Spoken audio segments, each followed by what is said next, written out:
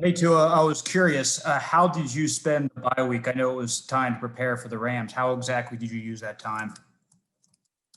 Yeah, I was up here a lot. I spent a lot of my time up here at the facility, just watching some film, but also working out. I would say, I got with some of the guys as well, just so we could work on some timing with certain things, certain routes. And really, the only off day I had was Sunday. Tua, it's only human nature to have at least a little about the hip. And so I'm wondering, what do you anticipate that first hit is going to feel like, especially because it's been a long time coming? Yeah, it's been a long time coming, but that's just the nature of the game. I don't know what the hit's going to feel like. Every hit is different that you take in football. So I'm really not too sure. And I don't think you could ever prepare for hits. It's just something you got to go out knowing it's going to happen, whether it's the first play of the game, first quarter, or maybe third, second, fourth. You just never know. Hey, Tua, I noticed that you were, like, on social, you posted a video where you had a sweatshirt that said humble over hype. And it stood out to me because obviously you've had a lot of hype coming into the league. How have you sort of managed everybody talking about you and sort of keeping yourself even killed?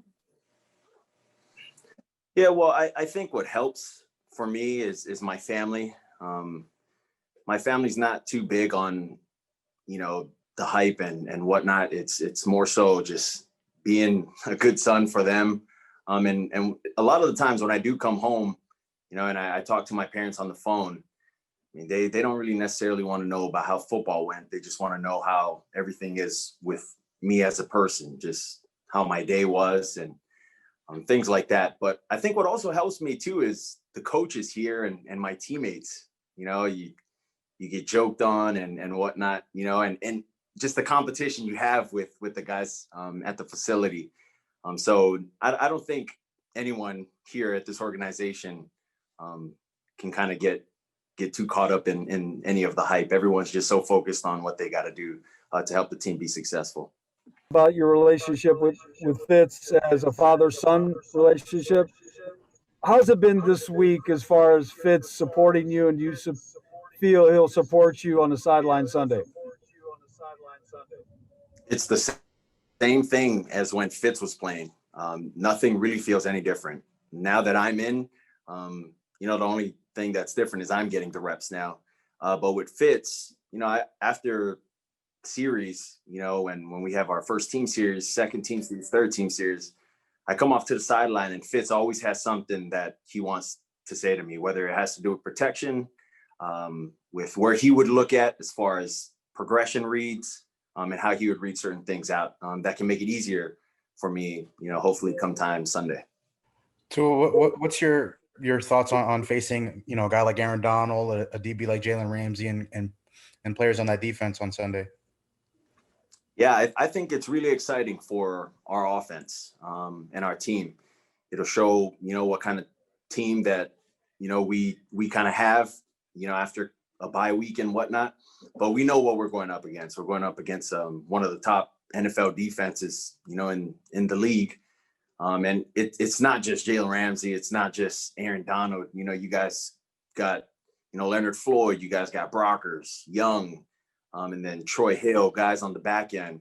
So they're very sound defensively. So, we're really trying our best to prepare as well as we can against these guys and their DC and their OC. And their head coach, they all know what they're doing. So we know this isn't going to be any easier from here on out. Hey, Tua, how's it going? Back in Indianapolis, I had a chance to talk to your former teammate, Xavier McKinney, about some of the interactions you guys had post-practice and what you saw and what he saw.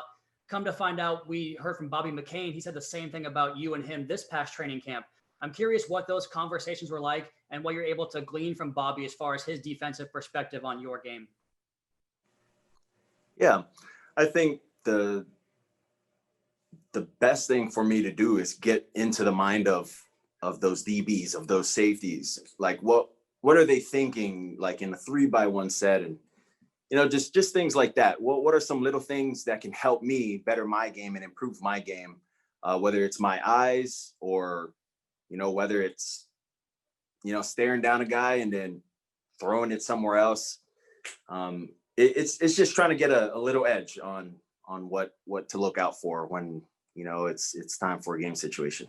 Tua, hey, at the quarterback position, obviously leadership is arguably the most important, element. What is now that you're the starter, what is your leadership plan? Well, I think my leadership plan is just to be the same, the same Tua I've always been. I don't got to go out yelling at guys. That's just not the way I lead. I'm just going to be me, how I am on the sideline, how I am off the field. It's pretty much how I'm going to be on the field. There might be certain instances where, we might get into it a little bit with the receivers or, the linemen.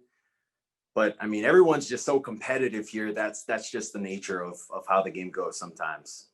I'm not sure what happened to I was just asking about Chan. How much do you think your guys' relationship will help in your development, just knowing all the reps that he has in the league? Yeah, I think, you look at the resume of Chan. He's been in the NFL. He's been in college. He's been a head coach. He's been an OC. This is someone who knows what he's talking about. And he knows what he's talking about when he talks about the defense, and he knows what he's talking about offensively. So for me, it's just a great opportunity to be able to learn under someone like Chan. And I think the really good thing about Chan is, he puts all of us as an offense that he feels like into the best situation possible. So whether it's play calls or, just trying to maneuver guys into areas to put the offense in a good position, I think he does a great job at it. Hi, Tua. I'd like to ask you about being a left-handed quarterback. It's unbelievably rare in this league now. I'm wondering if you have some thoughts on why it's so rare. And in doing research, I found that there have been some notable left-handed quarterbacks who coaches were so reluctant to coach them that they may have asked them to change positions or what have you. And I know you're a right-hander. I don't know if anyone ever asked you, hey, why don't you just start throwing right-handed? But can you just describe your progression as you came up as a lefty?